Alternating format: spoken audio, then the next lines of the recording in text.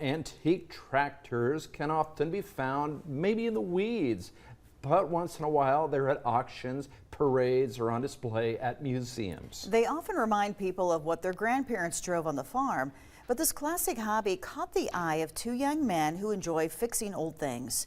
In this segment, we see an impressive collection that belongs to two brothers in Burchard.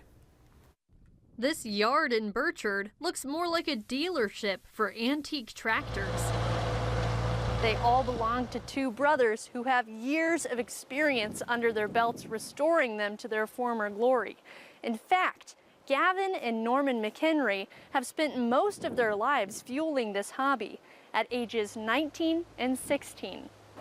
After schools and late nights in the summer and after work and any free time, there's always time to tinker with the tractor. The hobby started when Norman sat beside an experienced collector at a wedding reception and told him everything he knew about tractors as a 6-year-old. He said, a guy that knows that much about tractors, he needs his own tractor, and he gave me this Model B that's behind us. His dad drove him around town in the Model B until one day he let Norman take the wheel. He said, this is your time to drive, and he put me on the B and I took off, and ever since I've been driving tractors. Now, he and his brother Gavin have 15 tractors, 5 of which they got running with help from manuals, friends, and family.